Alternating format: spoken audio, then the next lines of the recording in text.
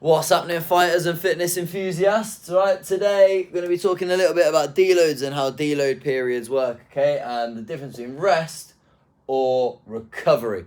And what the difference is. Rest, is doing nothing, okay, it's passive. Recovery is an active thing that we do to try and improve the adaptations we're having, okay? And it's really important that we make sure we put in ample recovery and ample rest into our training, all right? So the body has a finite amount of energy, right? Think of it as like spending currency on stresses through the day. So our training is a big stress that we put on our body. So we spend some energy there. Then we've got just daily life, concentrating on our commute to and from work, our day job, family stresses, financial stresses, you name them, there's millions that we've got, okay? And they take up our energy.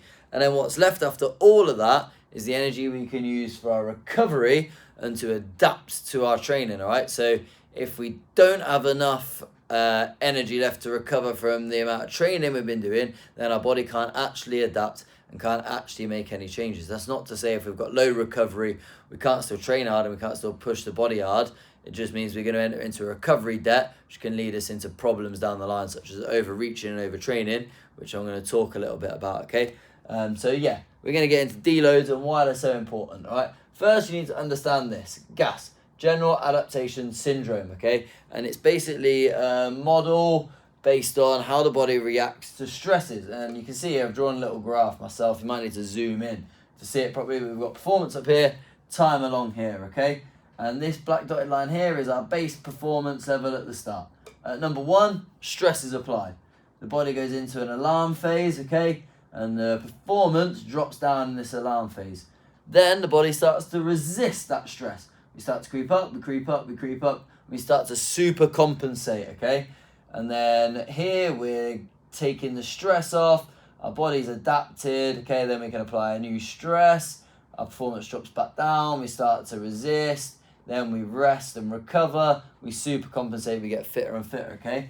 But down here, 4, I've got overtraining, right? So we had a stress. We go into an alarm phase. We start to resist a little bit, but we don't take any stress away. Okay, and then we go back into that alarm phase and we dip off.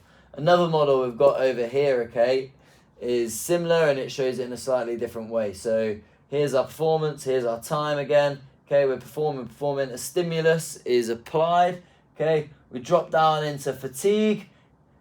As we release the stimulus and we recover, we come back up here and we adapt to it. Okay, and then if we don't apply another stimulus, we begin to detrain. So that's really important. Here we need a balance. We need to have enough time to recover, but not so much time that we start to detrain. But again, here you can see if we're in this fatigue phase and we keep adding stimulus, okay, we're going to drop off and our performance is going to come down dramatically. All right, so that's it in a nutshell. There's a lot more to it, but we won't get into it right now in depth.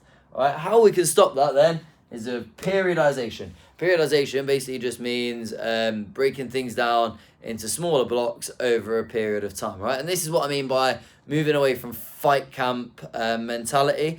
Our whole year should be periodized, and we periodize around our fights, okay? So how periodization would work, say this is a 4-week block here, and this is another 4-week block. So I have my blue week, then I make it a little bit harder here, then I make it even harder here, so I'm progressively overloading here, so maybe my weight comes up, or my intensity comes up, my recovery comes down, whatever it might be, okay, and then I'm going to have a deload week to allow my body to adapt. So then I'm back in here. This phase is harder than it was over here, but it's still my easiest phase, because we're adapting, we continue to add that progressive overload, so we get constant progression, okay, and then within this periodization, what we want to do is set focuses for each block, all right? So we're going to have, say, a general preparedness phase. So we might do a 4-week general preparedness. Then we're going to go into more of like a resilience phase, build in some anaerobic endurance and things like that. And we're going to cycle through different modalities, and that'll all be included in any like ADW training system if you buy into any of them, all right? But they'll work through those, cycling through so that we don't get any detraining and we manage to bring everything up together. And then when we get close to the fight, okay, we're then going to have a real specific phase based around getting ready for that fight. Does that make sense? That's how periodization works, looking at different focuses and stuff. This would be block periodization, right? There's loads of different ways we can periodize. okay, conjugate model, condensed conjugate model, and quite a few others, right? But I'm not going to dive into all those. I'll program and plan that for anyone who wants it, and I'll worry about the science and the in-depth details without boring you all too much, okay?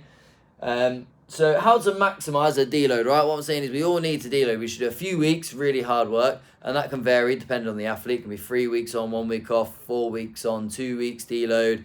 It can be 2 weeks work, 1 week deload, 7 weeks work, 1 week deload, and it comes down to the type of training you're doing, the intensity of the training you're doing, and the type of athlete you are, and your natural physiology. We all have different levels of stress that we can absorb before we start to deteriorate, so we have to understand ourselves, okay?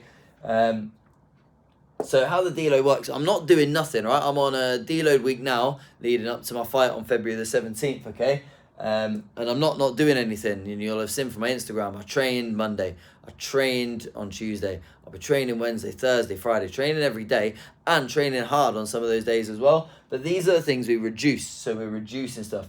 I can take my volume down. If I normally do 4 sets on my explosive power movements, I might only do 2 sets on that when I'm on a deload week. My load, if for instance I normally do close grip bench press at 95 kilos, okay, on my deload week I might bring that down to 75 kilos, but still keep the volume the same. Does that make sense? So we change in one thing. I'm not going to come down to 75 kilos but then double my reps, because then my stress is equating out about the same, okay? It's different and a different adaptation, but I'm not giving the body time to replenish itself and recover from the stresses and actually adapt to make me better and make me stronger, okay?